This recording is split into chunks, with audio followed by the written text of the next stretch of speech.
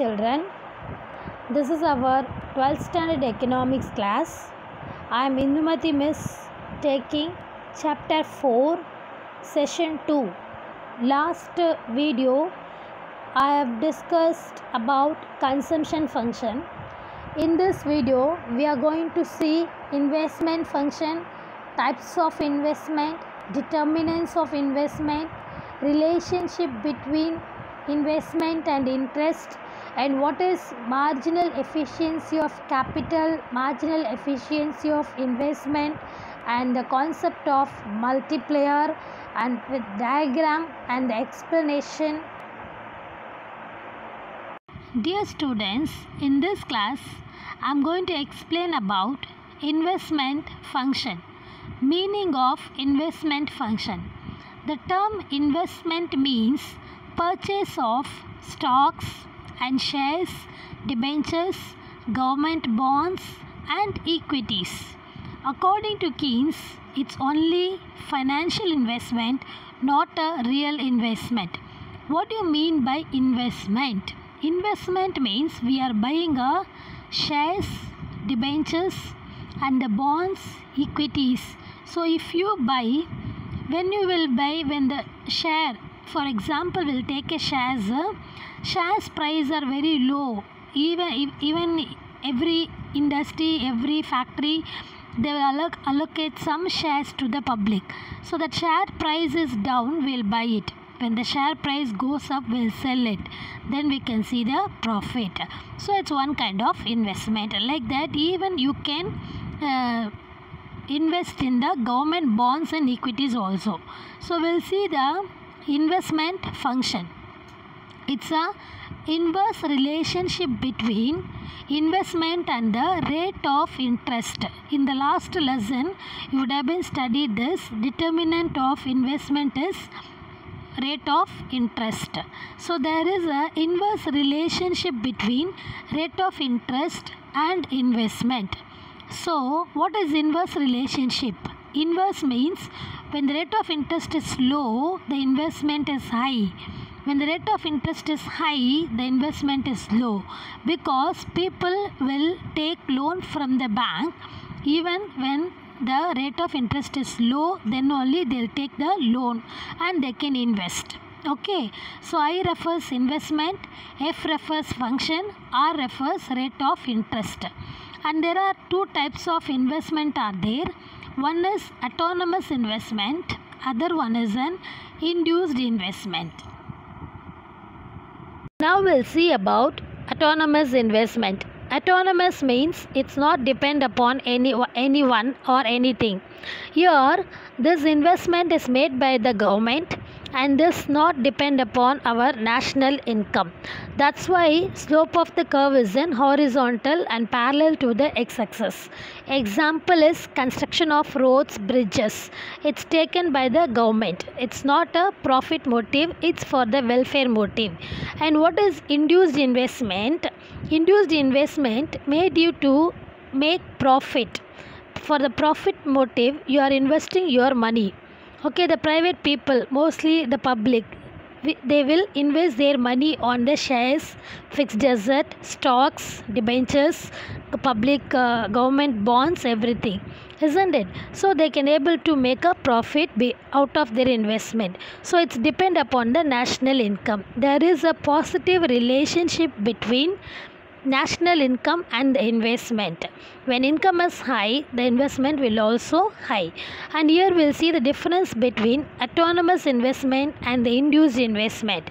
Autonomous is the independent, induced is the planned one. Autonomous income is inelastic, here income is elastic. What is income is inelastic? There is no change in the income. Even when income is zero, government has to make some expenditures and social security measures.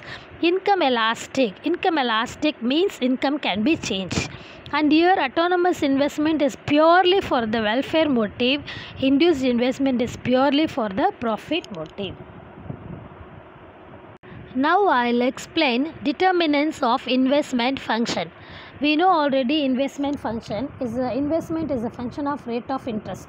So that's why the first point given as the rate of interest. And what are the other determinants of investment function? Second point is uncertainty, level of uncertainty. If there is certainly you can make profit, then you will invest. If there is a lot of uncertainties, either you can make profit or not, then you will not invest your money in that particular business.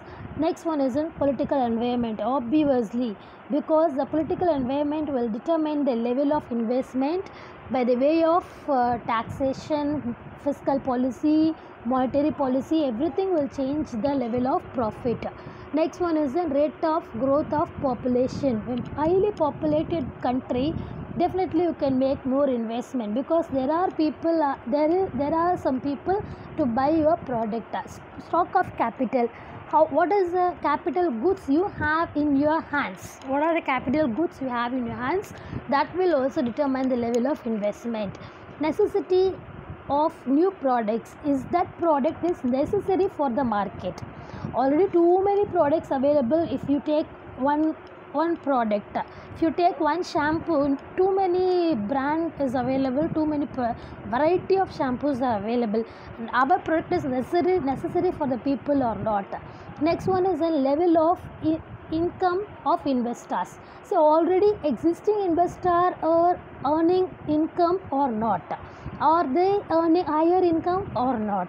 That will also determine the level of investment. Invention and innovation, obviously. See, if you take one mobile phone, definitely every year there will be a new features, new mobile phones and new features are available in that mobile phones. So people automatically create demand for that product. So there will be a higher investment. So when demand is high, obviously investment will also be high. And policy of the state, what are the policies? I told you, fiscal policy, monetary policy. Like that, what are the trade policies are introduced by the state will also determine. Availability of capital, how much money you have in your hands for the investment.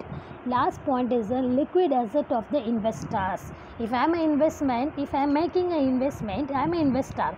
So what is the asset I have in my hands will also determine the level of investment. J.M. Keynes pointed out that investment depend upon two things. One is MEC, marginal efficiency of capital, that is otherwise known as profit, and the second one is an rate of interest. First point is private investment is an increase in the capital stock. More number of industries, more number of factories can increase with the help of capital stock. And the MEC states the rate of returns on the investment. What is the return you are taking from your investment? Profit, isn't it? The last point is, if the marginal efficiency of capital is 5% and the rate of interest is 4%, then it is worth borrowing at 4%. So you are taking 5% as your profit and you are paying 4% as your rate of interest for your loans, then it's worth borrowing. Next one is a relationship between rate of interest and investment. Look at the diagram. X-axis refers amount of investment or volume of investment. Y-axis refers rate of interest. Look at the diagram. When there is a 5% of the rate of interest, it leads to 100 crores of the level of investment in the economy. When the rate of interest increased from 5% to 8%, the level of investment falls from 100 crores to 80 crores. Because when the rate of interest is increased, then the investors will discourage. They are not ready to invest their money at the level of 8%. If it is 5%, then everybody will have an interest to have an investment at the level of 8%. Now we'll study about marginal efficiency of capital detailedly. This is a concept introduced by J.M. Keynes in 1936, and it's one of the main determinants of autonomous investment. What is marginal efficiency of capital means? First thing, you must know about the capital asset. For each and every investment they have the capital asset. Okay, so there is an existing capital asset and additional capital asset. Existing means already what they have in their hands. Additional means how much they are increasing the capital value. That is called as an additional. So the additional unit of capital asset will give you the higher rate of profitability. Then it is called as a marginal efficiency of capital. Okay, so this marginal efficiency of capital depends upon two factors. First point is prospective yield from capital asset. See, capital asset means machineries, equipments, industry, land, building, everything comes under capital asset. Your raw material, your finished goods and intermediate goods, everything comes under a capital asset. So what is prospective yield from capital? What you are going to gain from that capital asset? Second one is in supply price of capital asset. When you supply your goods, when you buy your goods, what is the price of that particular machinery will also depend upon, it is decided your level of profit. Next one is in there are three factors that affecting the MEC. First point is cost of capital asset. I have told you already what is the cost. If you want to import any machineries from any other countries or any new technology you are going to implement, and what is the cost for that? What is the cost for that? Cost function you know very well, already you have studied cost. Cost means how much it's needed. Second point is then what is the expected rate of return during lifetime. I have told you already, during this every year if MEC is increasing or decreasing, or the particular year if MEC is high or low, that is called as an expected. How much they are expecting as a rate of return from the investment. Last one is in market rate of interest. How much is the bank offering rate of interest for the investors? How they are offering loans, at what kind of rate of interest for the investors?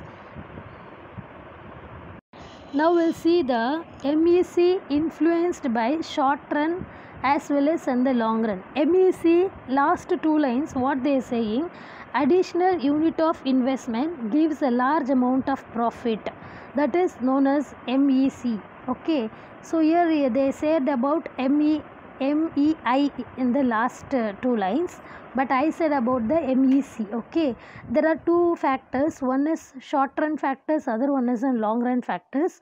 Short run factors, first point is demand for the product. When the demand for the product is very high, the cost is very low. Okay, cost means what we are spending. So when the cost is low, definitely MEC will be the higher one.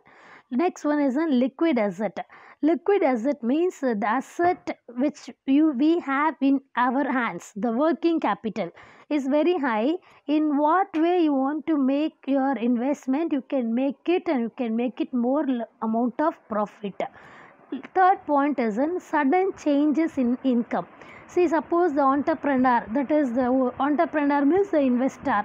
The investor is getting windfall profit, a sudden rise in level of profit, or only low level of tax they are paying to the government. That is called as a tax concession. Then the MEC will be very high. Okay, the next one is in current rate of investment. The rate of investment, current rate of investment.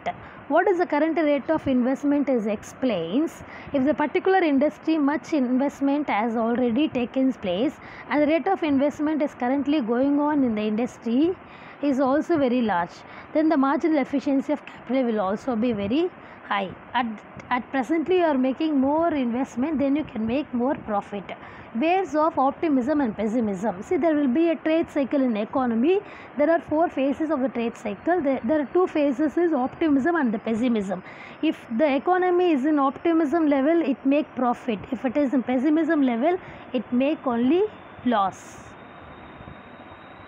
Now we'll see the long run factors which affects the marginal efficiency of capital. First point is a rate of growth of population. Obviously, if the country's population is very high, people require more product. They need more variety of products, various type of products they need. So definitely the MEC will also be very high.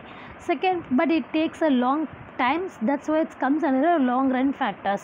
Second one is the technological progress. Any innovations takes place, then definitely it brings a high level of profit. For example, in the 20th century, there is a development in automobiles industry. So it creates a development in rubber industry, steel industry, oil industry, like that. It brings a technological development, so it creates a high level of investment, but it takes a long period of time. Third point is a monetary and the fiscal policy. If there is a monetary and the fiscal policies related with taxation and budget, everything, so if those policies are very liberal, then they can make more profit. Fourth one is in political environment. See, the law and order and the smooth administration and the political stability. If there is a political stability, definitely there will be a MEC will also be very high. Fifth point is in resources availability. See, what are the resources you are using in your business? It's available at a very cheap rate. Land, labor, capital, organization, raw material, machineries, capital equipments, capital stock, everything available at a very lesser amount of money, then your MEC will be very high. We know more about MEC, marginal efficiency of capital, that is expected profit out of additional investment. So here what is marginal efficiency of investment? MEI refers expected investment with the additional unit of investment, that is called as an MEI. Okay, there is a difference between MEC and MEI. First point is it's based on a supply price of capital. When the supply price of capital is very low, capital is available at a cheaper rate, then the profit will be very high. Okay, and it's based on the given demand price of capital. When the capital is very high, when the rate of interest is very low, then there will be an investment. Okay, then the next one is it represents the rate of returns on all successive units of capital without regard to existing capital. That is, not exist any profit comes, it's because of additional unit of capital, not because of existing capital. For existing capital is 5 lakh, additional capital is 2 lakhs. Because of that 2 lakhs, what is your profit? That is known as MEC. Okay, and it represents a rate of returns just those units of capital over and above the existing capital stock. This is expected investment out of additional investment as well as your existing capital asset. It takes a existing capital asset also.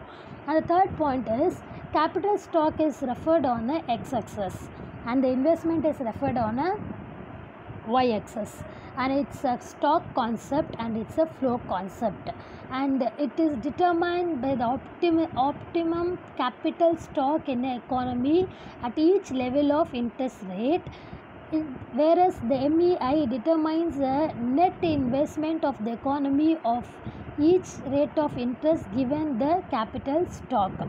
Okay, it's both determined by the its capital stock, it's determined by the capital stock, it's determined by the rate of interest.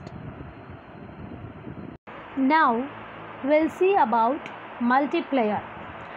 Was first developed by R.F. Khan in terms of employment, and then it was modified by J.M. Keynes in the terms of investment multiplier. That is, income is a result of investment. Income is a result of investment. So delta Y result from investment. We'll see definition. Ratio of change in national income to a change in investment. So whenever investment takes place, the income will automatically rise up. So change in income due to a change in investment, not because of other factors. Assumption. There is a change in autonomous investment. You know already, government expenditure is a autonomous investment. There is a change in it. There is no induced investment. There is no private investment. And consumption is purely a function of current income only. Whatever he have in the hands only, he is spending. MPC is constant. Marginal propensity to consume is constant. and it is a closed economy. Closed economy in the sense there is no import, export anything, and the prices are constant, and there is a less than full employment prevailed. There is no full employment, and there are no time lag in the multiplier process. Whenever investment increase, it's definitely increase the level of income. And now we'll see marginal propensity to consume and multiplier. What a kind of relationship between MPC and the multiplier. We have seen very clearly already in the last class what is MPC and what is MPS. MPC plus MPS equal to 1. Consumption, marginal propensity to consumption, and marginal propensity to save is equal to 1. So the marginal propensity to save is nothing but is equal to 1 minus MPC or 1 minus MPC. Now we'll see the formula for the multiplier. K refers multiplier. K equal to 1 by 1 minus MPC, or we can say like this, K equal to 1 by MPS. So multiplier is inversely related with MPS and directly related with MPC. From this tabular column we can understand the function of multiplier. First we'll recollect the formula. K equal to 1 by 1 minus MPC. We'll get MPS. 1 by MPS equal to K, right? So just keep calculator along with you. If you see the tabular column, MPC plus MPS equal to 1, isn't it? Because see, MPC is 0, MPS is 1, so multiplier value is 1. And the remaining also, if you MPC plus MPS, if you add, you will get 1. Now we'll go for the multiplier. How the multiplier is calculated? Just we are taking one example, that is fourth column, 0.75. So the formula is 1 divided by 1 minus 0.75 equal to 0.25. That is the value of MPS. Okay. Now the next step is 1 by MPS. So now 1 by divided by MPS is 0.25. 0.25 equal to 4. 4 is the value of multiplier. This is how we need to calculate the value of multiplier. Now we'll see the diagrammatical explanation with the help of one working out sum. Look at the diagram first. X-axis represent GNP, that is national income. Y-axis represent consumption and investment. So 45-degree line, look at the 45-degree line. Already I have explained, it's a linear curve because it divides into income and the consumption. So C equal to Y or Y equal to C plus S. We can take like this. So 1000 is the income, national income. Consumption and the investment is also equal to 1000. Okay. Now the remaining three lines, blue line and the green line and the red line, will go for this. First one is in third line, red line C. C equal to 100 plus 0.8y. We are assuming it. Now look at this side. Point number 4C. C equal to 100.0.8y. So 100 plus 0.8, and the income is, first level of national income is 500. We will take that 500. So 0.8 into 500, it gives 400. 400 plus already 100 is equal to 500. That is point number 1.